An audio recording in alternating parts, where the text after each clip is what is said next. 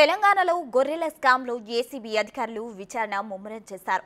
రంగారెడ్డి జిల్లా joint director Anjalappa, assistant director Krishnaiah ఇళ్లలో సోదాలు నిర్వహించారు. అంజలప్ప బ్యాంక్ లాకర్లో భారీగా బంగారం, పెద్ద మొత్తంలో నగదును గుర్తించారు. ఆయన ఇంట్లోనూ పెద్ద మొత్తంలో క్యాష్ దొరికినట్లు చెబుతున్నారు. ఆయన బినామీలుగా అనుమానిస్తున్న కొందరి ఇళ్లలో సోదాలు చేశారు అధికారులు. వాళ్ళిద్దరిని కస్టడీలోకి తీసుకుని విచారణ చేస్తే స్కామ్ సూత్రధారులు బయటకు వస్తారని ఏసీబీ భావిస్తోంది. ఈ దిశగా చర్యలు కూడా చేపట్టారు.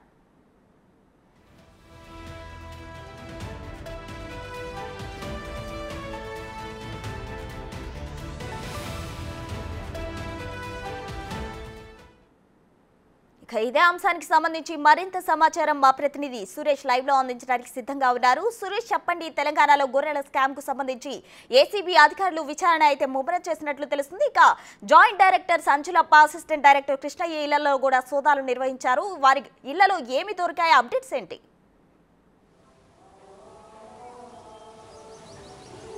3 రోజుల క్రితమే అంజలప్ప స్నేహితులను కూడా ఇద్దరిని అరెస్ట్ చేసి రిమాండ్కి తరలించారు ఏసీబీ అధికారులు. నిన్న వీరిద్దరిని కస్టడీ కోరుతూ కోర్టులో పిటిషన్ వేయడం జరిగింది. సోమవారం ఈ పిటిషన్పై విచారణ జరగనుంది. విచారణ అనంతరం కస్టడీకి అనుమతిస్తే వీరిని కస్టడీలోకి తీసుకొని విచారించనున్నారు ఏసీబీ అధికారులు.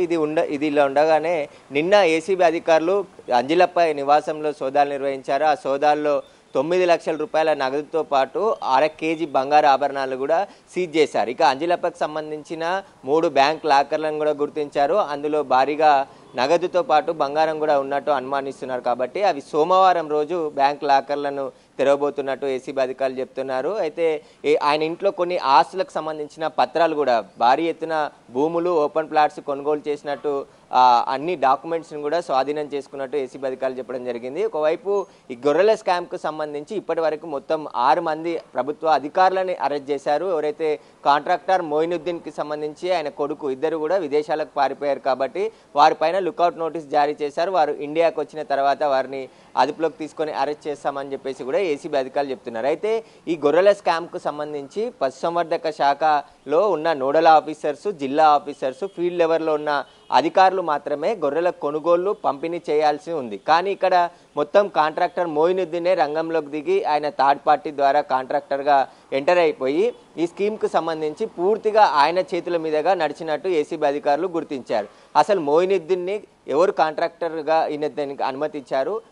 పశుసంవర్ధక శాఖకు సంబంధించి అనుమతి, ఎందుకంటే ప్రభుత్వ అధికారులు ఏదైతే చేయాలో పూర్తిగా ప్రక్రియ అని వాటన్నిటిని కూడా మొయినుద్దీన్ చేశాడు. మొయినుద్దీన్కి వెనకాల మాజీ మంత్రి ఉన్నాడు. మాజీ మంత్రి ఆదేశాలతోనే మొయినుద్దీన్కి కాంట్రాక్ట్కి ఇచ్చినట్టుగా ఆయన కొనుగోలు చేసిన గొర్రెలని కొనుగోలు చేసి లబ్ధిదారులకి ఆయన చేతనే పంపిణీ చేసినట్టుగా ఏసీబీ అధికారులు గుర్తించారు. కాబట్టి దీనికి సంబంధించి పూర్తిగా ప్రభుత్వ ఉద్యోగులు అయ్యుండి పశుసంవర్ధక శాఖలో పూర్తిగా అవినీతిగా మారిపోయారు. కాంట్రాక్టర్ చెప్పిన విధంగా నడుచుకున్నారు తప్ప లబ్ధిదారులకి, ఇటు అమ్మకందారులకి చెల్లించాల్సిన ఏదైతే నిధులు కానీ ఈ పథకంకి సంబంధించిన గొర్రెల్లో భారీగా స్కామ్ జరిగినట్టు ఏసీబీ అధికారులు గుర్తించారు. ఇప్పుడు ఏసీబీ అధికారులకు సంబంధించి పూర్తి దర్యాప్తు కొనసాగుతుంది. ఇంకా మరింత మంది ప్రభుత్వ అధికారుల పాత్ర ఉన్నట్టు ఈ కేసులో తెలుస్తుంది. కాబట్టి ఈ మొయినుద్దీన్ అరెస్ట్ అయితే మొత్తం కేసుకు సంబంధించి స్కామ్ ఎవరు స్టార్ట్ చేశారు, ఈ స్కామ్కి సంబంధించిన పూర్తి వివరాలు ఇప్పుడు ఏసీబీ అధికారులు 2,10,00,000లకు సంబంధించిన కేసును మాత్రమే దర్యాప్తు చేస్తున్నారు.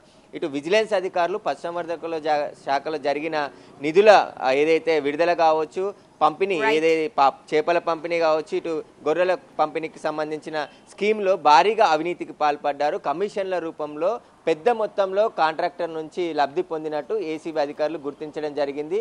వీరిపైన పూర్తి దర్యాప్తు కొనసాగితే ఇప్పుడు జాయింట్ డైరెక్టర్గా ఉన్నటువంటి అంజలప్పను కస్టడీలోకి తీసుకొని విచారిస్తే దీని వెనకాల ఉన్న వారి పాత్ర మొత్తం బయటికి వచ్చే అవకాశం కనబడుతుంది. Right, thank you Suresh.